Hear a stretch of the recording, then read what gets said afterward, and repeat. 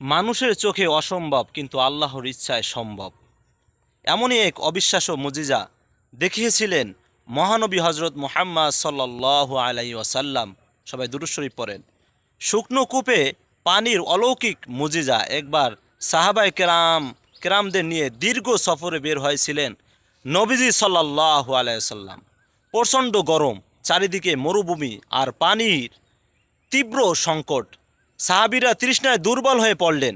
অনেক খোঁজার পর একটি পুরনো কূপ পাওয়া গেল, কিন্তু সেখানে ছিল না পর্যাপ্ত পানি, শুধু তলানিতে সামান্য কাদা মিশ্রিত পানি। সাহাবীরা উদ্বিগ্ন হয়ে নবীজি সাল্লাল্লাহু আলাইহি সাল্লামের কাছে এসে বললেন, ইয়া রাসূলুল্লাহ, পানির অভাবে আমরা খুব কষ্টে আছি। তখন মহানবী সাল্লাল্লাহু আলাইহি সাল্লাম শান্ত কণ্ঠে বললেন, ভয় পেও না, আল্লাহ অবশ্যই সাহায্য করবেন।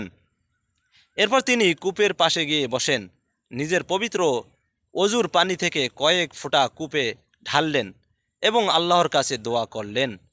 তারপরে যা ঘটল, সুবহানাল্লাহ, আল্লাহু আকবার। কিছুক্ষণ পর সেই শুকনো কূপ থেকে প্রবল বেগে পানি উঠতে শুরু করল। দেখতে দেখতে কূপ ভরে গেল স্বচ্ছ ঠান্ডা পানিতে। সাহাবায়ে কেরাম বিস্ময় তাকিয়ে রইল। সবাই সেই পানি পান করল, অজু করলেন, এমনকি উট ও অন্যান্য প্রাণীকেও পানি পান করানো হলো। কিন্তু আশ্চর্যের বিষয় হলো, পানি কমল না, বরং আগের মতোই পূর্ণ রইল।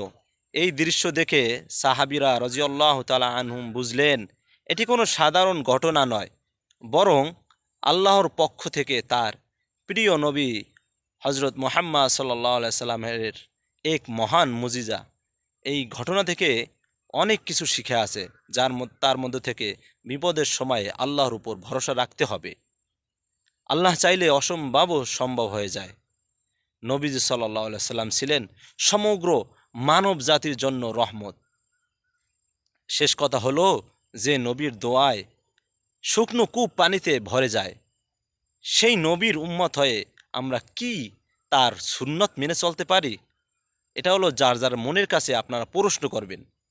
তা আসলেই আমরা কি এত এত বড় মাপের নবী, আমরা যিনি না হইলে জেনা মানে তাকে না বানাইলে আল্লাহ কোনো কিছু সৃষ্টি করতো না, তার উসিলায় আমাদের সবাইকে সৃষ্টি করছেন।